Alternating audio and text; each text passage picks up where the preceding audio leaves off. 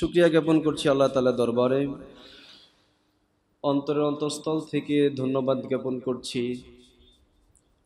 ভালোবাসা প্রকাশ করছি আমার সামনে উপবিষ্ট অত্র এলাকার দিন প্রিয়, ইসলাম প্রিয়, আল্লাহ রাব্বুল আলামিনের পবিত্র ঘরের মেহমান, আমার প্রাণের প্রিয় মুসল্লিনে কেরাম, যারা সবার আগের ভাগে মসজিদে এসেছেন, বসেছেন। আল্লাহ তাআলা আমাদের প্রত্যেকের মনের নেক মাকাসাদকে পূরণ করুক, বলেন আমিন। আরবি হিজরি সনের এখন জুমাদাল উলা মাস আমাদের মাঝে চলছে। আজ পবিত্র জুমার দিন। এখনও আমাদের আশেপাশে অনেক মানুষ, তারা বিভিন্ন জায়গায়, কলকারখানায়, ব্যবসা বাণিজ্যে, রাস্তাঘাটে, বাড়িতে, দোকানে পাটে এখনো দুনিয়াবি কাজকর্মতে তারা লিপ্ত আছে, ঠিক কিনা? অথবা কেউ আছে যারা হাসপাতালে ভর্তি আছে, অসুস্থ অবস্থায়, চিকিৎসাধীন অবস্থায় আছে। আবার এমন অনেক আল্লাহর বান্দা রয়েছেন যারা গত জুমাতেও আমাদের সাথে কাঁধে কাঁধ মিলিয়ে একই কাতারে আমাদের সাথে জুমার সলাত জামাতের সাথে আদায় করেছেন। কালের বিবর্তনে আজ তারা কবরের বাসিন্দা হয়ে গিয়েছেন। আল্লাহ তাআলা এই সব শ্রেণী থেকে ওয়ালাইকুম আসসালাম আমাদেরকে মুক্ত রেখে স্বাধীনভাবে আমাদেরকে সুস্থ শরীরে আজকে জুমায় আসার তৌফিক দিয়েছেন। এজন্য আমরা আরেকবার শুকরিয়া জ্ঞাপন করছি, আলহামদুলিল্লাহ। আল্লাহর হাবিব সাল্লাল্লাহু আলাইহি ওয়াসাল্লাম বলেন যে এই পৃথিবীর বুকে যত জায়গা আছে, যত স্থান আছে পৃথিবীর মধ্যে, সমস্ত জায়গার তুলনায়, সমস্ত স্থানের তুলনায় আল্লাহ তাআলার কাছে সবচেয়ে প্রিয় জায়গা হচ্ছে মসজিদ। সবচেয়ে প্রিয় জায়গা কি? মসজিদ। আহাব্বুল বিলাদি ইলাল্লাহি মাসাজিদুহা। পৃথিবীর মধ্যে যত জায়গা আছে সব জায়গার মধ্যে আল্লাহ তাআলার কাছে সবচেয়ে প্রিয় জায়গা হচ্ছে মসজিদ। বলুন সুবহানাল্লাহ। এই মসজিদ আল্লাহর ঘর। সুতরাং মসজিদ যদি আল্লাহ তাআলার কাছে সবচেয়ে বেশি প্রিয় হয়ে থাকে, এই মসজিদের মধ্যে যারা আসবে, যে ব্যক্তিবর্গরা আসবেন, অবশ্যই এই ব্যক্তিরাও আল্লাহ তাআলার কাছে তেমন প্রিয়, ঠিক কিনা? আর এরপর আল্লাহ রাসূল সাল্লাল্লাহু আলাইহি ওয়াসাল্লাম বলছেন, ওয়া আবগাদুল বিলাদি ইলাল্লাহি আসওয়াকুহা। পৃথিবীর মধ্যে যত জায়গা আছে এই জায়গাগুলোর মধ্যে আল্লাহ তাআলার কাছে সবচেয়ে নিকৃষ্ট, অপছন্দনীয় জায়গা হচ্ছে বাজারগুলো। কারণ বাজারগুলোতে সেখানে যত আড্ডা, ফায়সা কথা এসব চলে সেখানে বেশি। দেখা গেছে মসজিদে আসলে সে ঠিক ঘড়ি ধরে আসে যে আসরের জামাত বা এশারের জামাত 7:30টায়, তো 1 মিনিট আগে সে মসজিদে আসে। এসে যদি দেখেন এখনো আধা মিনিট বাকি আছে, তো সে কি করে? ওই দাঁড়ায় থাকে, মানে ইমাম সাহেব নামাজে দাঁড়াবে, তো সে চিন্তা করতেছে যে কত তাড়াতাড়ি নামাজটা শেষ করে আবার কি করা যায়, বাইরে চলে যাওয়া যায়। খুব সংক্ষিপ্ত শর্ট একটা সময় নিয়ে মসজিদের মধ্যে আসে। এবং বাই চান্স কোনো কারণে ইমাম সাহেব যদি 1-2 মিনিট দেরি করে, তাহলে তাদের গায়ের মধ্যে জ্বালা পোড়া শুরু হয়ে যায়। দেরি হচ্ছে কেন, তাড়াতাড়ি নামাজ শেষ করেন, চলে যায়। আর বাজারে গিয়ে, চায়ের দোকানের মধ্যে বসে, বিভিন্ন আড্ডাখানায় বসে ঘন্টার পর ঘন্টা সময় পার করে, তখন তাদের সময়ের প্রতি কোনো ভ্রুক্ষেপ থাকে? কথাকে আমি বানিয়ে বললাম? এই যে মসজিদে আসলে যাদের অস্থিরতা দেখা দেয়, যারা শুধু চিন্তা করে তাড়াতাড়ি নামাজ শেষ হোক আমরা চলে যাই, এদের ইমানের মধ্যে দুর্বলতা আছে। আল্লাহ রাব্বুল আলামিন এদেরকে মুনাফিকের, নেফাকির গুণ তাদের মধ্যে আছে বলে আল্লাহ তাআলা উল্লেখ করেছেন যে মুনাফিকরা যখন নামাজে আসে, ওয়া ইযা কামু ইলাস সালাতি কামু কুসালা, তারা নামাজে খুব অলস ভরে তারা দাঁড়ায়। মসজিদে আসলে তাদের জ্বালা পোড়া শুরু হয়ে যায়, কিভাবে তাড়াতাড়ি মসজিদ থেকে বিদায় নেবে। এটা হচ্ছে মুনাফিকের লক্ষণ। আর মুমিন বান্দাদের লক্ষণ হচ্ছে পৃথিবী যত জায়গায় যান, দেখবেন যে তার মসজিদে না আসলে তার ভালো লাগে। এমন অনেক আল্লাহর বান্দা আছে, জ্বর হোক, বৃষ্টি হোক, তুফান হোক, যাই হোক, দেখবেন সে মসজিদে এসেই নামাজটা পড়বে। সে বাসায় নামাজ পড়বেই না, কারণ তার কাছে এটা সহ্যই হয় না। মসজিদের সাথে তার এই যে প্রেম ভালোবাসা, এই যে একটা সম্পর্ক, আল্লাহ রাসূল সাল্লাল্লাহু আলাইহি সাল্লাম বলছেন যে ইয়াউমা লা যিল্লা ইল্লা যুল্লুহু, আল্লাহ তাআলার আরশের ছায়া ছাড়া যেদিন কোনো ছায়া থাকবে না, ওই দিন আল্লাহ তাআলা যে 7 শ্রেণীর ব্যক্তিকে আল্লাহ তাআলার আরশের নিচে ছায়া দিবেন, তাদের মধ্যে এক শ্রেণী হচ্ছে যাদের এই অন্তরটা সবসময় মসজিদের সাথে জ্বলন্ত লেগে থাকে। আসতে বললেন সুবহানাল্লাহ। যে এক ওয়াক্ত নামাজ পড়ে বাসায় গেছে, এখন আবার কখন পরের ওয়াক্তের আজান দিবে, কখন সে মসজিদে এসে জামাতের সাথে নামাজটা পড়বে, তার মধ্যে একটা অস্থিরতা, একটা আগ্রহ, উদ্দীপনা কাজ করে।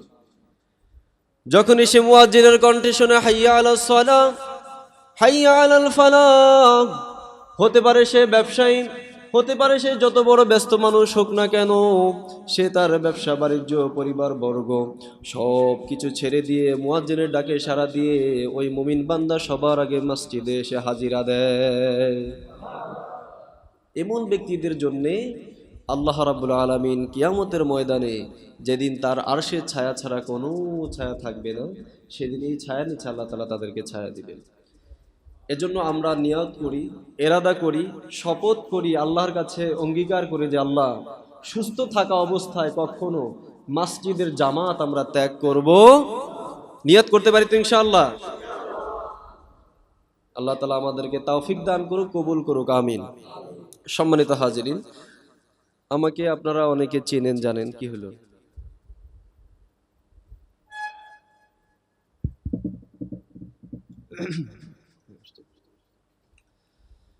আমি তো আপনাদের এই যে রাস্তার অপর সাইডে নূর আলম সিদ্দিকীর মসজিদে দীর্ঘদিন যাবত ওখানে খিদমত করেছিলাম। আজকে মেহমান হিসেবে আমাকে এখানে দাওয়াত দেওয়া হয়েছে, মেহমান হিসেবে আপনাদের মাঝে এসেছি। আমি চাই আমার এই আশাটা এবং আপনারাও যে এসেছেন, আমাদের প্রত্যেকের এই আশাটা এবং দুইটা কথা শোনা এবং বলা আমাদের প্রত্যেকের জন্য যেন কল্যাণ বয়ে আনে। আল্লাহ তাআলা তৌফিক দান করুক, আমিন। দু একটা কথা বলতে চাই যেটা আমার জন্য, আপনার জন্য এবং এই জাতির জন্য উপকার হবে। আল্লাহ তাআলা আমাদেরকে সেই শেষ পর্যন্ত আমার থেকে বলার এবং আপনাদেরকে ধৈর্য এবং মনোযোগ সহকারে শোনার তৌফিক দান করুক, আমিন। আমি আপনাদের সম্মুখে পবিত্র কুরআনুল হাকিমের মধ্য থেকে একটি সূরার কিছু অংশ বিশেষ আয়াত আমি তেলাওয়াত করেছি। সূরাটার নাম হচ্ছে সূরাতুল আনকাবুত। সূরার নাম হচ্ছে সূরাতুল আনকাবুত। কুরআনুল কারীমের মধ্যে 114টি সূরা আল্লাহ তাআলা নাজিল করেছেন। এই 114টি সূরা নাজিল হওয়ার দিক থেকে দুটো ভাগে ভাগ করা হয়েছে। আল্লাহর হাবিব সাল্লাল্লাহু আলাইহি ওয়াসাল্লাম হিজরতের পূর্বে মক্কাতুল মুকাররমায় থাকাকালীন যেই সূরাগুলি তার প্রতি নাজিল হয়েছে, এগুলোকে বলা হয় মাক্কি সূরা। আর মদিনায় হিজরত করার পরে যে সূরাগুলো নাজিল হয়েছে, এগুলোকে বলা হয় মাদানী সূরা। আজকে আমরা যে সূরা থেকে আমরা আলোচনা করব, শুনব, এই সূরাটিও মক্কাতুল মুকাররমায় থাকা অবস্থায় নাজিল হয়েছিল। কারণ রাসূল করিম সাল্লাল্লাহু আলাইহি ওয়াসাল্লাম যখন তিনি মক্কা মুকাররমায় ছিলেন, মক্কার পরিবেশ, কুরাইশদের পরিবেশ, সমস্ত পরিবেশ মিলে সব কিছু, তিনি যখন প্রথম প্রাথমিক অবস্থায় ইসলামের প্রারম্ভে তিনি ইসলামের বাণী দাওয়াত দিচ্ছিলেন, তখন এই তার পরিবেশটা, গোটা মক্কার পরিবেশ রাসূল সাল্লাল্লাহু আলাইহি সাল্লামের অনুকূলে ছিল নাকি প্রতিকূলে ছিল? কথা বুঝেন নাই? সময়টা কি তার মতো ছিল নাকি তার বিরুদ্ধে ছিল? তার বিরুদ্ধে ছিল। আল্লাহর হাবিব সাল্লাল্লাহু আলাইহি সাল্লামকে মক্কাবাসী শৈশব থেকে তিনি ছিলেন সর্বগুণে গুণান্বিত, সবচেয়ে উত্তম চরিত্রের অধিকারী। জীবনে কখনো তিনি মিথ্যা কথা বলেন নাই। পৃথিবীতে আপনি এমন কোনো মানুষ দেখাইতে পারবেন যার জীবনে কোনো মিথ্যা কথা নাই? আমরা যত বড় হুজুরি হই না কেন, যত বড় মাপের লোকে হই না কেন, আমাদের মুখ থেকেও ইচ্ছায় বা অনিচ্ছায় অনেক সময় অসত্য কথা, ভুল কথা আমাদের থেকেও বের হয়ে যায়। কিন্তু একজন মাত্র ব্যক্তি এই পৃথিবীর বুকে, যিনি তার গোটা জিন্দেগিতে কখনো তিনি মিথ্যা কথা বলেন না। সুবহানাল্লাহ। তিনি কে? তিনি আর কেউ না, আমার নবী, আপনার নবী, বিশ্ব নবী মুহাম্মদুর রাসূলুল্লাহ সাল্লাল্লাহু, যার চরিত্রের ব্যাপারে আল্লাহ রাব্বুল আলামিন স্বয়ং নিজে কুরআনুল কারীমে ঘোষণা দিয়েছেন যে আনা লাহুল খুলকুল আযীম, আমি আমার এই রাসূলকে মহান চরিত্রের অধিকারী করে পাঠিয়েছি। সুবহানাল্লাহ। তো যে কথা বলতেছিলাম, মক্কাতুল মুকাররমায় থাকাকালীন দেখেন তাকে সবাই খুব স্নেহ করত, আদর করত, ভালোবাসতো, সম্মান করত। কারণ মুহাম্মাদের মতো এত সুন্দর ভালো চরিত্রের বালক মক্কার মুকাররম ইতিপূর্বে তারা কখনো দেখেনি। সে কখনো মিথ্যা কথা বলে না, কারো সাথে ঝামেলায় জড়ায় না, কারো সাথে বাগবিতণ্ডাতে জড়ায় না, অন্যের হক সে মেরে খায় না, কারো সাথে দুরাচরণ করে না, এবং সে বিশ্বস্ত। মক্কার কাফেরা তাকে অবিশ্বাস করত, কিন্তু যদি কোথাও বেড়াইতে যাইতো, কোথাও যাইতো, এই রাসূল সাল্লাল্লাহু আলাইহি সাল্লামের কাছে তাদের বিবিদের, তাদের মায়েদের, তাদের বোনদের গহনা গাটি অলংকার রাসূল সাল্লাল্লাহু আলাইহি সাল্লামের কাছে তারা আমানত রেখে যেত। সুবহানাল্লাহ। কিন্তু তারা তার প্রতি ঈমান আনতো না, কিন্তু বিশ্বাস ছিল যে সে অন্য ধর্মের হলেও সে কখনো মিথ্যা কথা বলে না, আমানতের খেয়ানত। আমরা সেই নবীর উম্মত, আমাদেরও এই গুণ আমাদের মধ্যে অর্জন করতে হবে। কথা বলেন ঠিক কিনা? আমরা মিথ্যা কথা বলবো না, আমানতের খেয়ানত করব না। তো তাকে সবাই বিশ্বাস করত। রাসূল সাল্লাল্লাহু আলাইহি সাল্লাম মুখ থেকে যা বের করতেন কুরাইশ মক্কাবাসী অকপটে তা স্বীকার করে নিত। একদিন আল্লাহর হাবিব সাল্লাল্লাহু আলাইহি সাল্লাম তিনি পাহাড়ের উপরে এসে তিনি কুরাইশবাসীকে ডাক দিলেন, হে কুরাইশবাসী, সবাইকে ডাক দিলেন। সবাই তাড়াতাড়ি করে পাহাড়ের আশেপাশে তারা জড়ো হলো। আল্লাহর হাবিব সাল্লাল্লাহু আলাইহি সাল্লাম বললেন যে আমি যদি এখন বলি যে এই পাহাড়ের পেছনে বা গিরিপথে পাদদেশে এখানে তোমাদের সৈন্যবাহিনী, শত্রু বাহিনী ওত পেতে আছে, যে কোনো সময় এই শত্রু বাহিনী তোমাদের উপর আক্রমণ চালাতে পারে, তোমরা কি আমার কথা বিশ্বাস করবে? সমস্ত কুরাইশবাসী মক্কাবাসী অকপটে তারা এক বাক্যে জবাব দিল, অবশ্যই বিশ্বাস করব, কারণ মুহাম্মদ সাল্লাল্লাহু আলাইহি ওয়াসাল্লাম কখনো মিথ্যা কথা বলেন না। তখনই আল্লাহর রাসূল সাল্লাল্লাহু আলাইহি ওয়াসাল্লাম বললেন, শোনো শোনো মক্কাবাসী, শোনো শোনো কুরাইশবাসী, তোমরা যেই মূর্তির পূজা করো, যেই আগুনের পূজা করো, যেই পাথরের পূজা করো, যেই গাছের পূজা করো, এই পূজা করার দরুন তোমাদের আখিরাত বরবাদ হয়ে যাবে, তোমরা ধ্বংসের মুখে চলে যাবে। আল্লাহ রাব্বুল আলামিন আমাকে একটি সত্য দিন সহ প্রেরণ করেছেন, আমাকে সত্য দিন ইসলাম সহ কোরআন দিয়ে আমাকে পাঠিয়েছেন। তোমরা যদি আল্লাহ রাব্বুল আলামিনকে রব হিসাবে স্বীকার করো, তার আইন কানুন বিধি বিধান তোমরা যদি মেনে নাও, আর আমি রাসূলকে তোমরা যদি রাসূল হিসেবে স্বীকার করে নাও, তোমরা ইহকালীন মুক্তি পাবে, ইহকালীন শান্তি তোমরা পাবে, পরকালও জাহান্নামের আযাব থেকে তোমরা মুক্তি পাবে। যখনই রাসূল সাল্লাল্লাহু আলাইহি ওয়াসাল্লাম এই কথা বললেন, আর মক্কার কুরাইশ কাফিরদের মেজাজটা গরম হয়ে গেল। কথা বুঝতে পারেননি? এই তুমি এই কথা বলার জন্য আমাদেরকে ডাকছো? মানে রাসূল সাল্লাল্লাহু আলাইহি ওয়াসাল্লাম তাদেরকে বললেন যে আমার কথা তোমরা যেমন অকপটে স্বীকার করো, বিশ্বাস করো, তাহলে আমি বলছি শোনো, তোমরা যে মূর্তির পূজা করো, যেই উপাস্যের উপাসনা তোমরা করো, এগুলো তোমাদেরকে ধ্বংসের পথে নিয়ে যাবে। সুতরাং তোমরা ধ্বংসের পথ থেকে ফিরে এসো, শান্তির পথে আসো, ইসলামের ছায়াতলে এসো, আল্লাহকে রব হিসাবে, আমি মুহাম্মদকে রাসূল হিসেবে তোমরা মেনে নাও।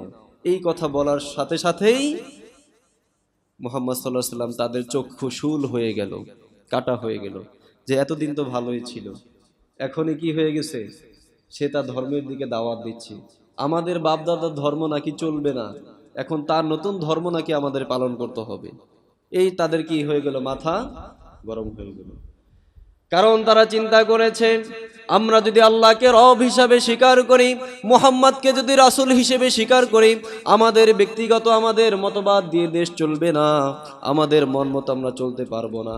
আমরা যে মন চায় জিন্দেগি চালাচ্ছি, নিজেদের মন মতো করে আইন জারি করছি, নিজেদের যেভাবে মন চায় সেভাবে চলতেছি। আল্লাহকে যদি রব হিসেবে স্বীকার করি, রাসূলকে যদি মুহাম্মদকে রাসূল হিসেবে স্বীকার করে নেই, আমাদের এই আধিপত্য, আমাদের এই প্রতিপত্ত সব বিনাশ হয়ে যাবে। এই জন্য সব কথা তাদের ভালো লাগলেও তারা এই আল্লাহ রাসূলের এই কথা তারা মেনে নিতে পারে নাই। আমাদের মধ্যে এরকম এক শ্রেণীর মানুষ আছে, দেখতে বড় মুসলমান মনে হয়, আমাদের মতো বড় জুব্বা পরে, সুন্দর দাড়ি আছে, মক্কা মদিনায় গিয়ে হজ করে এসেছে, তাবলীগে চিল্লা লাগায়, তারা সমস্ত ভালো কাজগুলো তারা যখন করে, কিন্তু তাদেরকে যখন বলি দুনিয়ার মতবাদ বাদ দিয়ে, মানুষের তৈরি রচিত আইন বাদ দিয়ে আসো আমরা আল্লাহর আইনে দেশ চালাই, শরিয়া আইনে দেশ চালাই, খেলাফতের আইনে দেশ চালাই, তখন তাদের গায়ের মধ্যে জ্বালা পড়া শুরু হয়ে যায়। আছে না নাই? কারণ তারা জানে যে এখন আমি যদি আল্লাহর আইন শরিয়া আইনের মধ্যে চলে আসি, আমি যে সুদের ব্যবসা করি আমার এই সুদের ব্যবসা নষ্ট হয়ে যাবে। আমি যে মানুষের অন্যায়ভাবে তার হক ঠকিয়ে খাই, আমার এই ব্যবসায় ধস নেমে যাবে। আমি যে মানুষের অন্যায়ভাবে তার জমি ভোগ দখল করি, এটা আমি আর করতে পারবো না। আমি যে নিজের ক্ষমতা বলে মানুষের উপর জুলুম করি, এই জুলুম করতে পারবো না। আমি যে কলমের খোঁচায় মানুষের লক্ষ লক্ষ কোটি কোটি টাকা যে আমি চুরি করতেছি, বিদেশে গিয়ে টাকার পাহাড় বানাচ্ছি দেশের অর্থ পাচার করে, ইসলামী আইন যদি জারি হয়ে যায় এ চুরির অপরাধে আমার হাত কাটা হবে, ঠিক কিনা? এর জন্য তারা কি সুন্দর সুন্দর মিঠা মিঠা যে কথাগুলো আছে এগুলো তারা মানতে চায়, আল্লাহর আইনের বাস্তবায়ন তারা চায় না। যাই হোক, মূল আলোচনায় আসে। তো রাসূল সাল্লাল্লাহু আলাইহি সাল্লামের তিনি যখন এই ইসলামের দাওয়াত দিচ্ছিলেন, তখন এই কাফের মুশরিকরা এখন তার বিরুদ্ধে চলে গেল। এতদিন মুহাম্মদ সাল্লাল্লাহু আলাইহি সাল্লাম ভালোই ছিল, যেই তিনি আল্লাহর আইনের কথা বললেন, ইসলামের দাওয়াত দিলেন, এখনই মুহাম্মদ এখন আর ভালো না। সাথে সাথে আবু লাহাব কি করলেন, একটি পাথর খণ্ড রাসূল সাল্লাল্লাহু আলাইহি সাল্লামের মুখে নিক্ষেপ করলেন, তার গায়ে নিক্ষেপ করলেন। নাউজুবিল্লাহ বলেন। আল্লাহ রাব্বুল আলামিন সাথে সাথে আয়াত নাজিল করলেন, তাব্বাত ইয়াদা আবি লাহাব ওয়া তাব্বা মা আগনা আনহু মালুহু ওয়া মা কাসাব সায়াসলা নারান যাতা লাহাব ওয়া ইমরাতুহু হাম্মালাতাল হাতাব ফি জিদিহা হাবলুম মিন মাসাদ। আল্লাহ তাআলা বললেন, যে হাত দিয়ে তুমি আমি নবী মুহাম্মদ সাল্লাল্লাহু আলাইহি সাল্লামের গায়ে পাথর মেরেছো, ওই হাত ধ্বংস হয়ে যাক। লানত দিয়েছেন কে? আল্লাহ। আল্লাহ রাসূল সাল্লাল্লাহু আলাইহি সাল্লামের বিরুদ্ধে তারা নানা ষড়যন্ত্র করতে শুরু করলেন, যে কিভাবে মুহাম্মদ সাল্লাল্লাহু আলাইহি সাল্লামের এই ইসলামের দাওয়াত বন্ধ করা যায়, আমাদের বাপ দাদার এই ধর্ম কিভাবে টিকিয়ে রাখা যায়। তারা নানা কি করতে শুরু করলেন, ষড়যন্ত্র করতে শুরু করলেন। শেষ সময় তারা ঘোষণা করলেন, যে ব্যক্তি মুহাম্মদ সাল্লাল্লাহু আলাইহি সাল্লামের মাথা এনে দিতে পারবে তাকে 100 উট পুরস্কার দেওয়া হবে। আল্লাহ রাসূলের কাছে তারা এসে প্রস্তাব করলেন, মুহাম্মদ তুমি কি চাও বলো? তুমি যদি মক্কাতুল মুকাররমা, গোটা আরবের মধ্যে সবচেয়ে সুন্দর নারীকে তুমি যদি বিবাহ করতে চাও বলো, তার সাথে তোমাকে বিবাহ করিয়ে দেই। তুমি যদি সবচেয়ে ধনী হতে চাও, অর্থ সম্পদ লাগে, তোমার যা সম্পদ টাকা পয়সা লাগে সব কিছু তোমাকে আমরা দিয়ে দিব, তবুও তুমি তোমার এই ইসলামের দাওয়াত দিও না। আল্লাহ রাসূল তাদের এই প্রস্তাবে কি রাজি হয়েছিলেন নাকি? রাজি হয়েছিলেন। কারণ অন্যায়ের সাথে কোনো কি নাই, আপোষ। যা আল হক ওয়া যাহাকাল বাতিল, যেখানে সত্য আসে সেখানে মিথ্যা কি হয়ে যায়? দূরীভূত হয়ে যায়। রাসূল সাল্লাল্লাহু আলাইহি ওয়াসাল্লাম তাদের সব প্রত্যাখ্যান করলেন। তাদের অর্থের, তাদের লোভে তিনি লোভনীয় অফার তিনি গ্রহণ করলেন না। তিনি বললেন যে না, এই পৃথিবীতে আমি আরাম আয়েশ করার জন্য আসি নাই।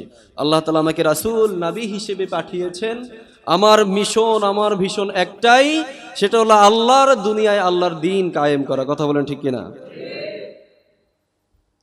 এরপরে শুরু হলো তার প্রতি অত্যাচার। অবশেষে সহ্য করতে না পেরে আল্লাহ তাআলার হুকুমে তিনি হিজরত করে তিনি কোথায় চলে গেলেন? মদিনায় চলে গেলেন। এই যে কাফেররা আল্লাহ রাসূল সাল্লাল্লাহু আলাইহি সাল্লামের প্রতি নানা তারা কি করেছে? ষড়যন্ত্র করেছেন। শুধু রাসূলের যুগে না, যুগে যুগে প্রত্যেকটা নবী রাসূলের যুগ যদি আমরা তালাশ করি, প্রত্যেকটা নবী রাসূলের যুগেই তারা দাওয়াতি কাজ করতে গিয়ে, ইসলামের দাওয়াত দিতে গিয়ে জালিম কর্তৃক, দুষ্ট লোক কর্তৃক তারা বাধাগ্রস্ত হয়েছেন কি হয়েছেন না? এখনো যারা কোরআনের হক কথাগুলো বলে, আল্লাহ তাআলার হক কথাগুলো, কোরআনের হক আয়াতগুলো যারা প্রচার করে, হাদিসের সঠিক বাণী যারা প্রচার করে, এদেরও এখন দুনিয়াতে অনেক বাধা বিপত্তি তাদেরকে পোহাতে হয়। কথা ঠিক কিনা? আবার যারা শুধু মিঠা মিঠা সুন্নতের কথা বলে, শুধু আসেন নামাজ পড়ি, রোজা থাকি, জিকির আজকার করি, তাসবিহ করি, তাতে কোনো সমস্যা নাই। যখনই ইমাম সাহেব, হুজুর সাহেব, বক্তা সাহেব বলবেন যে আল্লাহর দুনিয়ায়, আল্লাহর এই জগতে, আল্লাহর দুনিয়ায় আল্লাহর দিন প্রতিষ্ঠা করতে হবে, ইনিল হুকমু ইল্লা লিল্লাহ, সৃষ্টি যার, আইন চলবে, এই কথা বলে আমাদের মুখ কালো হয়ে যায়। বুঝতে হবে আমাদের মধ্যে নিফাকই আছে। এই যুগে যুগে প্রত্যেক নবী রাসূল তারা দাওয়াতি কাজ করতে গিয়ে বাধা হয়েছেন, তাদের বিরুদ্ধে নানা ষড়যন্ত্র হয়েছে, তাদের বিরুদ্ধে অপপ্রচার করা হয়েছে। আল্লাহ রাব্বুল আলামিন সেই কথা তুলে ধরেছেন যে আমার রাসূল, আমার নবী, আমার দুনিয়া, আমার হক বান্দা যারা হক্কানি উলামায়ে কেরাম, দ্বীনের দাঈ, যারা দ্বীনের হক কথা বলতে গিয়ে কাফের কর্তৃক, মুরতাদ কর্তৃক, অমুসলিম কর্তৃক বাধাগ্রস্ত হয়, ষড়যন্ত্রে লিপ্ত হয়, তাদের প্রতি যত রকমের ষড়যন্ত্র করা হয়, কাফেররা করে ষড়যন্ত্র আর আল্লাহ তাআলা করেন কৌশল। তারা যতই ষড়যন্ত্র করুক, শেষ পর্যন্ত আল্লাহ তাআলার কৌশলের কাছে তাদের সমস্ত ষড়যন্ত্র পরাজয় বরণ করে। কথা ঠিক কিনা? আল্লাহ তাআলা সেটাই বলছেন, মাসালুল্লাযীনা ইত্তাখাযু মিন দুনিল্লাহি আউলিয়া কামাসালিল আনকাবুত। এই পৃথিবীর বুকে এই যে বিধর্মীরা মুসলমানদের বিরুদ্ধে যত রকমের ষড়যন্ত্র, অপকর্ম, ষড়যন্ত্র করে, এই সমস্ত ষড়যন্ত্রকে আল্লাহ তাআলা এই যে মাকড়সার যে বাসা, জাল, এই জালের সাথে আল্লাহ তাআলা তুলনা করেছেন। মাকড়সার বাসা চিনেন আপনারা? এই যে সূত্র হালকা করে সে বাসা করে বিভিন্ন জায়গায়, যেটাকে যে স্প্রাইট বলা হয়, স্পাইডার। এই যে তারা যে বাসাগুলো করে বিভিন্ন জায়গায়, যেখানে সুযোগ পায় সেখানে মাকড়সার জালে বাসা করে, মাকড়সার জাল পেতে। আচ্ছা বলেন তো, এই যে তারা বাসাটা যে করে, এই যে একটা জাল বুনে, এটা কি খুব মজবুত? হ্যাঁ, এই ঘরের মধ্যে দেখবেন ওই বিল্ডিং এর দেয়ালে কোনায় ওখানে এখানে মাকড়সা বাসা বেঁধে আছে। তো যখন এই ঘরের মধ্যে কোনো মেহমান আসে, কোনো একটা ইভেন্ট, অনুষ্ঠান থাকে, তখন ওই ঘরদার কি করে, সে হালকা ছোট্ট একটা ফুলের ঝাড়ু দিয়ে সে এই মাকড়সার এই বাসাগুলোকে ঝাড়ু দিয়ে সব কি করে দেয়, পরিষ্কার করে দেয়। আল্লাহ রাব্বুল আলামিন বুঝাইতে চান, এই পৃথিবীর বুকে যারা ইসলামের বিরুদ্ধে, নবী রাসূলদের বিরুদ্ধে, হক্কানি উলামায়ে কেরামদের বিরুদ্ধে যারা অপপ্রচার, অপসংস্কার, যারা ষড়যন্ত্র করে, তাদের ষড়যন্ত্র হলো মাকড়সার বাসার মতো।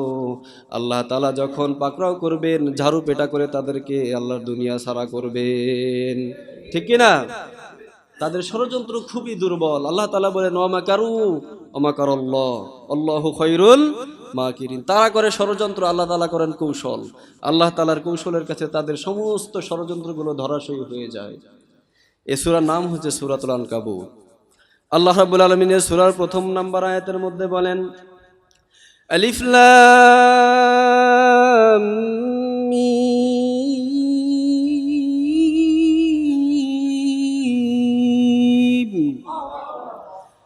أحسب الناس أن يتركوا أن يقولوا آمنا وهم لا يفتنون।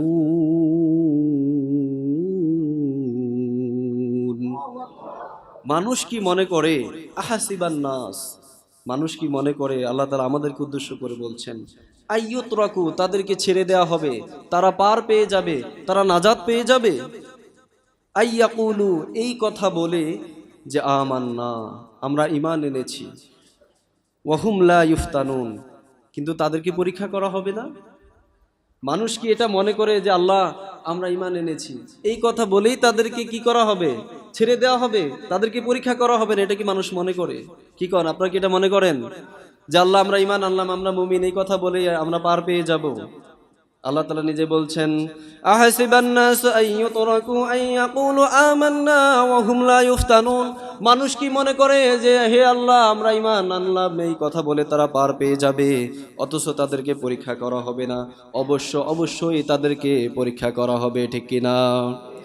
আল্লাহ তাআলা এরপরে আয়াতে বলছেন, ওয়ালাকাদ ফাতান্নাল্লাযীনা মিন ক্বাবলিহিম ফালায়া'লামান্নাল্লাহুল্লাযীনা সাদাকু ওয়া লায়া'লামান্নাল কাযিবিন। আমি তোমাদের পূর্ববর্তী লোক যারা ছিল, পূর্ববর্তী নবী রাসূল উম্মত যারা ছিল, আমি প্রত্যেক জাতিকে, প্রত্যেক উম্মতকে তাদেরকে আমি পরীক্ষা করছিলাম, এবং আমি এটাও পরীক্ষা করেছি আল্লাহ ফালা ইয়ালামান্নাল্লাহু আল্লাযীনা সাদাকু, আমি তাদেরকে চিরনীয় অভিযান করেছি, আমি তাদেরকে পরীক্ষা করেছি, তাদের মধ্যে আল্লাযীনা সাদাকু, কারা সত্যবাদী, ওয়ালা ইয়ালামান্নাল কাযিবিন, কারা মিথ্যাবাদী। আমি যুগে যুগে পরীক্ষা করেছি, কারণ সকলেই তো বলে আমানতু বিল্লাহ, আমরা আল্লাহর প্রতি ঈমান এনেছি। যখন তাদের কাছে আল্লাহর আইনের কথা বলা হয়, যখন তাদের কাছে বলা হয় সৃষ্টি যার, আইন চলবে তার, তখন কারা মুখ ফিরিয়ে নেয়, আর কারা শুধু মুখে মুখে বলে ঈমান আনে, কিন্তু তাদের অন্তরের মধ্যে কুফর দিয়ে ভরা। আমি আল্লাহ তাআলা তোমাদেরকে অবশ্যই বিষয়ে পরীক্ষা করব। যুগে যুগে প্রত্যেক নবী রাসূলকে আল্লাহ তাআলা পরীক্ষা করেছেন। আমাদের এই যে জীবন, আমাদের এই মরণ, আল্লাহ তাআলা সবকিছু পরীক্ষার জন্য সৃষ্টি করেছেন। আল্লাহ রাব্বুল আলামিন সূরাতুল মুলকের মধ্যে বলেন, তাবারাকাল্লাযী বিয়াদিহিল মুলকু ওয়া হুয়া আলা কুল্লি শাইইন কাদির। বরকতময় সেই আল্লাহ, যেই আল্লাহর হাতে, যার সমস্ত রাজত্বের একমাত্র ক্ষমতার মালিক যেই আল্লাহ, ওহু আলা কুল্লি শাইইন কাদির, তিনি সব ক্ষমতার উপর, তিনি সবচেয়ে বেশি ক্ষমতাবান। এরপর আল্লাহ তাআলা বলেন, আল্লাযী খালাকাল মাউতা ওয়াল হায়াতা লিয়াবলুয়াকুম আইয়ুকুম আহসানু আমালা। আমি মানুষেরকে জীবন, তার মরণ সৃষ্টি করেছি এবং জীবন সৃষ্টি করেছি এই জন্যে, আইয়ুকুম আহসানু আমালা, আমি আল্লাহ দেখতে চাই আমলের দিক থেকে সবচেয়ে ভালো আমল কার। সুবহানাল্লাহ। আল্লাহ তাআলা বলছেন যে আল্লাযী খালাকাল মাউতা ওয়াল হায়াতা, আমি মানুষের মৃত্যু সৃষ্টি করেছি, তারপরে কি করেছি, জীবন সৃষ্টি করেছি। আল্লাহ তাআলা মরার কথা আগে বলছেন, কারণ এক সময় আমরা মৃত ছিলাম, আমাদের নাম নিশানা কিচ্ছু ছিল না। শুধু মৃত না, আমাদের নাম নিশানা, আমরা উল্লেখযোগ্য কিছুই ছিলাম না। আল্লাহ তাআলা সূরাতুল ইনসানের মধ্যে বলেন, হাল আতা আলাল ইনসানি হিনুম মিনাদ দাহরি লাম ইয়াকুন শাইআম মাযকুরা। মানুষ কি সেই কথা, সেই সময়ের কথা ভুলে গিয়েছে যখন সে উল্লেখযোগ্য কোনো কিছুই ছিল না, অতঃপর আমি আল্লাহ তাআলা তাকে সৃষ্টি করেছি। তাহলে আল্লাহ তাআলা আমাদের এই যে জীবন মরণ সৃষ্টি করেছেন, লিয়াবলুয়াকুম, পরীক্ষা করার জন্যে, আইয়ুকুম আহসানু আমালা, তোমাদের মধ্যে সবচেয়ে ভালো আমল কার। আল্লাহ তাআলা পৃথিবীতে আমাদেরকে দুইটা কাজের জন্য পাঠিয়েছেন, এক হচ্ছে পরীক্ষা করার জন্য, আরেক হচ্ছে তার ইবাদত করার জন্য। আল্লাহ তাআলা বলছেন, ওয়ামা খালাকতুল জিন্না ওয়াল ইনসা ইল্লা লিয়াবুদুন। আল্লাহ তাআলা পৃথিবীতে মানুষকে সৃষ্টি করেছেন তার ইবাদত করার জন্য। পরীক্ষা এবং ইবাদত, আপনি ইবাদত করতে গেলেই আপনার পরীক্ষা আসবে। যুগে যুগে প্রত্যেক নবী রাসূলদের উপর, সাহাবাদের উপর, ইসলামী মনীষীদের উপর, ইসলাম এবং কোরআনের হক কথা যারাই বলেছে, যুগে যুগে তাদের প্রত্যেকের প্রতি কি করা হয়েছে, পরীক্ষা করা, তাদের প্রত্যেকের বিপদ আপদ এসেছে। ঘটনা খুব বড় হয়ে যাবে, সংক্ষেপে বলি। আল্লাহর নবী ইব্রাহিম আলাইহিস সালাম খলিলুল্লাহ, তিনি যখন ইসলামে দাওয়াত দিচ্ছিলেন, তিনি যখন ইসলামের বাণী, আল্লাহ তাআলার শাশ্বত বিধানের বাণী মানুষের কাছে তিনি পৌঁছে দিচ্ছিলেন, তখন ওই সময়কার নমরুদের অনুসারীরা তার পিছনে ষড়যন্ত্র করতে শুরু করলো। অনেকভাবে তাকে বুঝাইছে, ইব্রাহিম তুমি তোমার এই ধর্ম তুমি প্রচার করো না। তার বাবা নিজে ছিল মুশরিক, তার বাবার মাধ্যমে তাকে সতর্কবার্তা দেয়া হয়েছে যে আজর তোমার ছেলেকে বলো সে যেন এই ধর্মের প্রচার না করে। কিন্তু আপনারা বলেন, এত বাধা বিপত্তি করার পরও ইব্রাহিম আলাইহিস সালাম কি তার ধর্মের পথ থেকে সরে গিয়েছিলেন নাকি? সরে গিয়েছেন না। অবশেষে যখন তারা দেখলো যে তাকে আর কোনোভাবেই পারা যাচ্ছে না, তখন নমরুদ বলল যে অগ্নিকুণ্ড সাজাও, ওই অগ্নিকুণ্ডের মধ্যে ইব্রাহিমকে নিক্ষেপ করো। বিশাল আকারে অগ্নিকুণ্ড সাজানো হলো, ইব্রাহিম আলাইহিস সালামকে এই অগ্নিকুণ্ডের মধ্যে ফেলে তাকে আগুনে পুড়ে মারা হবে। অগ্নিকুণ্ড যখন সাজানো হলো, বড় করে একটা গর্ত কূপ খনন করা হলো, এবং ওই সময়কার যারা ছিলেন বন্দা, যাদের সন্তান নিঃসন্তান ছিল, সন্তান হতো না, বিভিন্ন রোগে আক্রান্ত, বিভিন্ন বালা মুসিবতের মধ্যে আক্রান্ত, তারাও মান্নত করত যে আল্লাহ, তারা মান্নত করত যে হে ভগবান, হে খোদা, আমার এই বিপদটা যদি দূর হয়ে যায়, মান্নত স্বরূপ আমিও ইব্রাহিমকে পোড়ানোর জন্য ওখানে লাকড়ি সংগ্রহ করে দেব। নাউজুবিল্লাহ। মান্নত করি না আমরা? যেমন এই যে কিশোরগঞ্জের একটা মসজিদ আছে, পাগলা মসজিদ আছে না, ওখানে অনেকেই বিভিন্ন বিষয়ের জন্য মান্নত করে যে আল্লাহ আমার এই মনের আশাটা যদি পূরণ হয়, তাহলে আমি এখানে এই জিনিসটা মান্নত করব। তো তখন তারা ইব্রাহিম আলাইহিস সালামকে এত তুচ্ছ তাচ্ছিল্যভাবে দেখতো, তারা বলতো যার এদের নিঃসন্তান, যে আল্লাহ তুমি যদি আমাকে একটা সন্তান দাও, তাহলে আমি তোমার প্রতি শুকরিয়া স্বরূপ তাদের খোদাকে বলতো, শুকরিয়া স্বরূপ যে আমি ইব্রাহিমকে পোড়ানোর জন্য লাকড়ি সংগ্রহ করে দিব। মানে এটা তাদের কাছে একটা পুণ্যের কাজ ছিল, খুব ভালো কাজ ছিল। তারা যখন বিশাল আগুনের কুণ্ড সাজালো, এত বড় আগুনের কুণ্ড সাজালো, আগুন যখন ধরানো হলো, এত বিশাল আগুনের কুণ্ড ইতিপূর্বে পৃথিবীতে করবে, তখন তারা যখন কোনো সিদ্ধান্ত উপনীত হতে পারলো না, শয়তান মানুষের সুরুদ্দেশে এসে বলল, ছোট করে একটা চরকা সাজাও, এই চরকির মাধ্যমে ইব্রাহিমকে বসে তাকে ওই আগুনের মধ্যে নিক্ষেপ করো। ঘটনা অনেক বড়, আমি সেদিকে যাব না, সংক্ষিপ্ত আকারে বলি।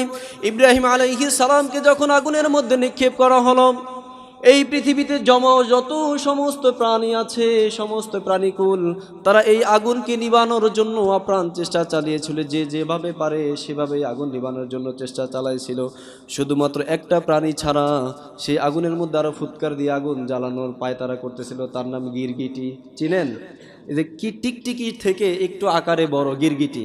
এই জন্য রাসূল সাল্লাল্লাহু আলাইহি ওয়াসাল্লাম বলছেন যে গিরগিটিকে তোমরা যেখানে দেখো সেখানে তাকে কি করো? হত্যা করো, এটা সওয়াবের কাজ।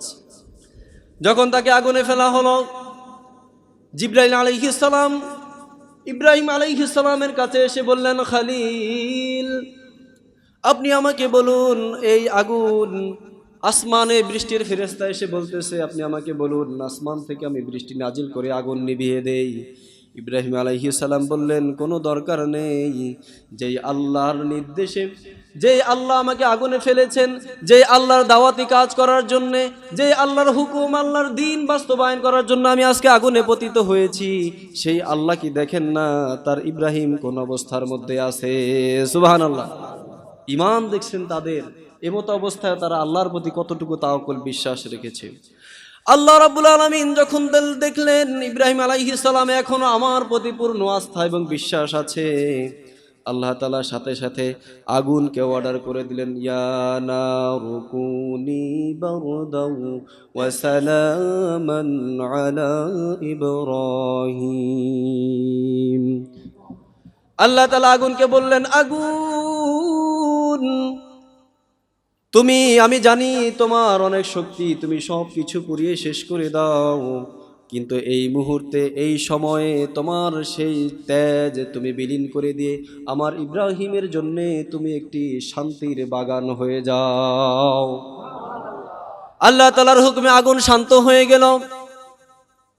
আল্লাহ তাআলা শুধু বারদাও বলেন না, বললেন সালামান, তুমি এত ঠান্ডা হয়েও না যে ঠান্ডা আমার খলিল ইব্রাহিম কষ্ট পাবে, তুমি তার জন্য কমফোর্টেবল, আরামদায়ক হয়ে যাও। আগুন যখন আরামদায়ক হয়ে গেল, ইব্রাহিম আলাইহিস সালাম তাফসীরের মধ্যে এসেছে ওই আগুনের কুণ্ডের মধ্যে তিনি 40 দিন পর্যন্ত ছিলেন। ফেরাউন তিনি প্রাসাদের মধ্যে বসে আছেন, তিনি বসে বসে দেখবেন যে আগুন ইব্রাহিমকে ফেলানো হয়েছে, সে আগুনে পুড়ে মারা যাবে। তার এই কষ্ট দেখে ফেরাউন হাসি ঠাট্টা করবে, আনন্দ উপভোগ করবে, কিন্তু সে দেখছে যে আগুন ইব্রাহিমকে পোড়াচ্ছে না, সে ইব্রাহিম আরামায় সুখের মধ্যে আছে। ফেরাউন নেমে এসে আগুনকে বলছে, কিরে আগুন, সারা জাতি নিয়ে সারা জীবন তোর পূজা করলাম, আমি জানি তুই তো জ্বালায় পরে শেষ করে দিস, আমি তো জানি তুই সব কিছু জ্বালিয়ে পুড়িয়ে ছারখার করে দিস, কিন্তু আজকে তোর কি হলো, তোর শক্তি কোথায় গেল, তুই ইব্রাহিমকে পোড়াইতে পারতেছিস কিনা? তখন আগুন বলল, নমরুদ, আমার মধ্যে তেজস্বী জ্বালানির সেই ক্ষমতা আছে না নাই? তুই নিজে আসে, তোর 14 গোষ্ঠী আয়, তারা সারা দুনিয়ার তামাম দুনিয়াবাসীকে জ্বালায় পোড়ায় সারকার করে দিতে পারি। আল্লাহর হুকুমে আল্লাহর নবী ইব্রাহিম আলাইহিস সালামের একটা পশম পোড়ানোর ক্ষমতা আমার নাই। এই জন্য আল্লামা ইকবাল বলেছেন, আজ ভি হো জো ইব্রাহিম কা ইমা পায়দা, আকার সকতি হে এক আন্দাজে গুলিস্তা পায়দা। আজ যদি সেই ইব্রাহিম আলাইহিস সালামের মতো কারো ঈমান যদি কারো মধ্যে হয় বিদ্যমান, পড়তে পারো অগ্নিকুণ্ডে খুবসুরত এক গুলিস্তান। আজ যদি সেই ইব্রাহিম আলাইহিস সালামের ঈমান আমরা ধারণ করতে পারি, বাতিল আমাদেরকে যতই অত্যাচার করুক, আগুনের মধ্যে ফেলুক, সেই আগুনকে নিভিয়ে দেওয়ার, সেই আগুনকে শান্তিদায়ক করার ক্ষমতা আমার আল্লাহর আছে। আজও সেই ঈমান যদি আমাদের মধ্যে থাকে, আজও আগুন আমাদের জন্য ফুল বাগিচা হয়ে যাবে। যুগে যুগে প্রত্যেক নবী রাসূলের প্রতি আল্লাহ তাআলা পরীক্ষা করেছেন। আমাদের নবীকে তিনি পরীক্ষা করেছেন। শিবে আবু তালিবের কারাগারে তিনি 3 বছর পর্যন্ত তিনি বন্দী ছিলেন। তায়েফের ময়দানে যখন তিনি দাওয়াত দিতে গিয়েছিলেন, তায়েফবাসীরা তাকে পাথর মেরে রক্তাক্ত করে দিয়েছে, তার পায়ের সাথে তার জুতার সাথে লেগে গিয়েছে। যুগে যুগে প্রত্যেক নবী রাসূল অত্যাচারের শিকার হয়েছেন। আমাদের মাযহাবের ইমাম আবু হানিফা রাহিমাহুল্লাহ, তাকেও যখন বাদশাহ মানসুর তাকে বিচারপতির অফার দিলেন যে আপনাকে প্রধান বিচারপতি করা হবে, বাদশাহ মানসুর ছিল জালেম। সে বললেন, না, আমি যদি তোমার বিচারপতি হই, তোমার মন সন্তুষ্ট করে আমাকে সিদ্ধান্ত দিতে হবে, আল্লাহর আইন অনুযায়ী আমি বিচার করতে পারবো। তাকে লোভনীয় অফার দেওয়া হয়েছে যে আপনাকে প্রধান বিচারপতি করে দিব। ইমাম আবু হানিফা বললেন, না, আমি যদি এখন তোমার অধীনস্থ হই, বিচারপতি হই, তাহলে আমি যে সিদ্ধান্ত দিব হয়তো তোমার বিরুদ্ধে যাবে, আর যদি তোমার বিরুদ্ধে যায় তুমি হয়তো আমাকে ফোরাতের তীরে চুবাইও মারতে পারো। তোমার বিরুদ্ধে যদি আমার সিদ্ধান্ত যায়, তুমি যদি ফোরাতের তীরে আমাকে চুবাইও মারো, তবু আমি সন্তুষ্ট থাকবো, আমি খুশি থাকবো। তবুও আমি তোমাকে খুশি করতে গিয়ে আল্লাহর আইনের বিরুদ্ধে আমি কোনো আইন করতে পারবো না। তাকে বন্দী করা হলো। কারাগারের মধ্যে আটক করা হলো। প্রতিদিন 70টা করে চাবুক মারা হতো এই 70 বছর বৃদ্ধ ইমাম আবু হানিফার গায়ে, এবং শেষ পর্যন্ত তাকে বিষ প্রয়োগ করে হত্যা পর্যন্ত করা হয়েছে। এই যুগে যুগে যারা আল্লাহ তাআলার এই শাশ্বত বিধান কায়েমের আন্দোলন যারা করেছেন, দিন কায়েমের আন্দোলন যারা করেছেন, আল্লাহ রাসূল সাল্লাল্লাহু আলাইহি ওয়াসাল্লামের দিন প্রতিষ্ঠার কাজ যারা করে গিয়েছেন, যুগে যুগে তাদের প্রতি এরকম অত্যাচার অনাচার এসেছে, তাদের প্রতি বিভিন্ন লোভনীয় অফার এসেছে। তারা সমস্ত অত্যাচার উপেক্ষা করে, সমস্ত লোভনীয় উপেক্ষা করে তারা একমাত্র আল্লাহ তাআলার দ্বীনের জন্য ইখলাসের সাথে কাজ করে গিয়েছেন। আছে না নাই? তাদেরকে বিভিন্ন লোভের অফার দেওয়া হয়েছে, কিন্তু তারা জালিমের কাছে কখনো মাথা নত করেন নাই। এজন্য আমরা যদি আজ হকের পথে চলতে চাই, সম্মানিত হাজিরিন, আমাদের প্রতি অনেক অত্যাচার অনাচার আসবে, আমাদের প্রতি অনেক বিপদ আপদ আসবে। আপনি যদি সৎভাবে চলতে চান, আপনার প্রতি অনেক অনেক অভিযোগ, অনেক সমস্যার সম্মুখীন আপনি হবেন। তাই বলে আমরা আমাদের সঠিক পথ থেকে আমরা কখনো সরে যাব? আপনি হকভাবে চলেন। আপনি যে এখন চলেন, একটা যদি বড় বাড়ি করতে যান, আপনার সুদের উপর থেকে টাকা উঠাইতে হবে। বড় ব্যবসা করতে যান, সেখানে অনেক বড় অঙ্কের অ্যামাউন্ট ইনভেস্ট করা লাগে। সুদের থেকে আপনাকে টাকা উঠাইতে হবে। আপনাকে সুদ ছাড়া এখন বড় ইনভেস্টমেন্ট আপনি কোনো কিছুতে করতে পারবেন না। আমি এমন অনেক মানুষ দেখেছি যে যারা চাইলেই সুদ থেকে টাকা উঠিয়ে বড় 2 তলা 4 তলা বাড়ি করতে পারে। শুধুমাত্র সুদ হবে, গুনাহ হবে বলে বিধায় এখনো তারা ছোট্ট কুটিরের মধ্যে থাকে, সুদের মধ্যে তারা জড়ায় নাই। এমন বহু মানুষ আমি দেখেছি। আবার যারা দেখেন, ওই যে একটা বাড়ি করবে, 50 লক্ষ টাকা সুদ থেকে উঠাইলো, বাড়ি একটা করে ভাড়া দিতেছে, ভাড়া উঠাইতেছে, ওখান দিয়ে সুদ কিস্তি পরিশোধ করতেছে। এমন আছে না নাই? তো দেখেন, হারাম পন্থাগুলো আমাদের দুনিয়াতে সহজ হয়ে গিয়েছে। এখনো চাকরির ক্ষেত্রে, বিভিন্ন ব্যবসা বাণিজ্যের ক্ষেত্রে যারা সৎ নিষ্ঠার সাথে ব্যবসা করে, চাকরি করে, তাদেরকে অনেক সমস্যার সম্মুখীন হতে হয়। আর যে যত বেশি সলসাতুরি করতে পারে, সত্য মিথ্যাই নিয়ে বিনিয়ে বানায় বলতে পারে, হারামের মধ্যে যার সম্পৃক্ততা যত বেশি, যে যত বেজাল দেয় খাদ্যের মধ্যে, যার ব্যবসার মধ্যে যত বেশি দুর্নীতি, সে দিনকে দিয়ে আঙ্গুল ফুলে কলা গাছ হয়ে যাচ্ছে। কথা ঠিক কিনা? আমাদের এদিকে তাকাইলে হবে না। আল্লাহ রাব্বুল আলামিন বলছেন যে দুনিয়াটা বান্দা পরীক্ষার জন্য বানাইছি, এখানে তোমাকে কষ্ট করতেই হবে। আল্লাহ রাসূল হাদিসের মধ্যে বলেছেন, তিরমিজি শরীফের 2398 নম্বর হাদিসের মধ্যে আল্লাহ রাসূল বলেছেন যে এই পৃথিবীতে আল্লাহ তাআলা যেই ব্যক্তিকে সবচেয়ে বেশি মহব্বত করেন, তাকে সবচেয়ে বেশি বিপদের মধ্যে ফেলেন। আপনি সৎপথে থেকে থাকার পরও আপনার যদি বিপদ আপদ আসে, আপনি মনে করবেন এটা আল্লাহ তাআলার রহমত, আল্লাহ তাআলা আপনাকে কবুল করেছেন। আল্লাহ রাসূলের কাছে জিজ্ঞাসা করা হলো যে আইয়ুন নাসি আশাদ্দুল বালা ফিদ দুনিয়া, দুনিয়ার মধ্যে সবচেয়ে বেশি বিপদ আপদ কাদেরকে পতিত হইতে হয়? আল্লাহ রাসূল বললেন যে ক্বালা আল আম্বিয়া, নবী রাসূলদের প্রতি সবচেয়ে বেশি বিপদ আপদ হয়, তাদের প্রতি সবচেয়ে বেশি বালা মুসিবত, কঠিন পরীক্ষা আসে। সুম্মাল আমসালু ফাল আমসালু, তারপরে তাদের পরবর্তী যারা, তাদের পরবর্তী। এরপর আল্লাহ রাসূল সাল্লাল্লাহু আলাইহি ওয়াসাল্লাম বলছেন যে প্রত্যেক মানুষের তাদের ঈমান অনুযায়ী তাদেরকে কষ্টের মধ্যে, বিপদের মধ্যে ফেলা হয়। যার ঈমান যত মজবুত, তার পরীক্ষা, তার বিপদ তত কঠিন। কথা কি বুঝতে পেরেছেন? এজন্য সৎ পথে চলতে গিয়ে, আল্লাহর দ্বীনের পথে চলতে গিয়ে, আল্লাহ তাআলা দ্বীন কায়েমের আন্দোলনের পথে চলতে গিয়ে আমাদের প্রতি যদি হত্যা, অভিযোগ, গুণ, খুন, ষড়যন্ত্র আমাদের প্রতি করা হয়, বিপদ আপদ আমাদের প্রতি যদি নেমে আসে, আমরা আমাদের এই হকের পথে থেকে, কোরআনের পথ থেকে, আল্লাহর পথ থেকে আমরা কখনো পিছপা হব বলে ইনশাআল্লাহ। আল্লাহ তাআলা আমাদের সেই অটুট ঈমান, মজবুত ঈমান আমাদেরকে আল্লাহ তাআলা দান করুক, বলেন আমিন। আইয়ুব আলাইহিস সালাম, তার ঘটনা তো আমরা সকলে জানি। 18 বছর পর্যন্ত তাকে এই পোকায় খেয়েছে। শেষমেশ যখন সে আর সহ্যই করতে পারছিল না, আল্লাহ তাআলার কাছে দোয়া করলেন, রব্বি আন্নী মাসানিয়াদ দুররু ওয়া আনতা আরহামুর রাহিমিন। হে আল্লাহ, এই 18 বছর পর্যন্ত আমার গায়ে যত পোকা ধরেছে আমি কষ্ট সহ্য করেছি, কিন্তু পোকা খেতে খেতে এখন আমার জিহ্বা ধরে যাচ্ছে। আল্লাহ, তোমার তাসবিহ আমি কিভাবে পড়ব? আল্লাহ তাআলা বলেন, আইয়ুব, আমি তোমাকে পরীক্ষা করেছিলাম, তুমি পরীক্ষায় পাশ করেছে, তোমার পা দ্বারা আঘাত করো। যেই তিনি পা দ্বারা আঘাত করলেন, ওখান থেকে আল্লাহ তাআলা ঝর্ণা বের করে দিলেন। সে ঝর্ণায় আইয়ুব আলাইহিস সালাম গোসল করলেন। সেই আগের আইয়ুব আলাইহিস সালাম যেমন ছিলেন জোয়ান ইয়াং, ঠিক সেমন রূপে আল্লাহ তাআলা তাকে ফিরিয়ে দিয়েছেন। তার স্ত্রী এসে তাকে বলছেন যে, এখানে আমার স্বামী আইয়ুব ছিলেন, সেই ব্যক্তিকে কি আপনি দেখেছেন? সে কোথায় গেল? আমি বলেছিলাম, আমি তো তোমার সেই স্বামী। বলছে, না, আমি একটু আগে তাকে দেখা গেছে, সে রোগাক্রান্ত, সে রোগগ্রস্ত, সে অসুস্থ মানুষ, আপনি তো সুস্থ সবল ইয়াং যুবক মানুষ। তিনি বললেন যে, না, আমার প্রিয় বিবি, আমি সেই আইয়ুব আলাইহিস সালাম। আল্লাহ তাআলা আমার যা কিছু নিয়ে গিয়েছিলেন পরীক্ষা করার জন্যে, আমি আল্লাহ তাআলা পরীক্ষায় পাশ করেছি। আল্লাহ তাআলা আমার সব কিছু আমাকে আবার সেই আগের যৌবনকাল ফিরিয়ে দিয়েছেন। এজন্য আল্লাহ তাআলা আমাদেরকে পরীক্ষা করবেন। আমরা যদি ধৈর্য ধারণের সাথে পরীক্ষায় সবর করতে পারি, আল্লাহ তাআলা এর প্রতিদান অবশ্যই আমাদেরকে। এজন্য আল্লাহ তাআলা বলেছেন, আল্লাযীনা ইযা আসাবাতহুম মুসিবা, আমার এই বান্দারা দুনিয়ার মধ্যে যখন মুসিবতের মধ্যে পড়ে, দুনিয়ার মধ্যে যখন তারা বিপদ আপদে পড়ে, তারা হতাশা হয় না। তারা বিপদগ্রস্তের মধ্যে যখন পড়ে, তারা বিচলিত হয় না, আল্লাহর প্রতি কোনো অভিযোগ পেশ করে না। তারা বলে, ইন্না লিল্লাহি ওয়া ইন্না ইলাইহি রাজিউন, যে আল্লাহ তাআলার পক্ষ থেকে আমরা এসেছি, যে আল্লাহ তাআলা আমাদেরকে সৃষ্টি করেছেন, আমরা আল্লাহর জন্য এবং আল্লাহর কাছেই আমাদেরকে ফিরে যেতে হবে। আল্লাহ তাআলা বলছেন, ওয়াবাশশিরিস সাবিরিন, এইভাবে যারা ধৈর্য ধারণ করবে তাদের জন্য আপনি সুসংবাদ দিয়ে দিন। সুবহানাল্লাহ। এজন্য আমরা বিপদ আপদে সবসময় কি করব? ধৈর্য ধারণ করব, অভিযোগ করব না। অনেক সময় আমাদের ছোটোখাটো বিপদ আসে, আমরা বলি, আল্লাহ সব বিপদ খালি আমারই দেখে। একটার পর একটা বিপদ আসে। এই বউ অসুস্থ, বউ সুস্থ হলে ছেলে অসুস্থ, ব্যবসায় লস, এদিক দিয়ে ক্ষতি, এদিক দিয়ে ক্ষতি, একটার পর একটা বিপদ আসতেই থাকে। এজন্য বিচলিত হওয়া যাবে না। বুঝতে হবে আল্লাহ তাআলা আপনাকে অনেক বেশি পছন্দ করেন। এজন্য আপনাকে আল্লাহ তাআলা বারবার পরীক্ষা করছেন।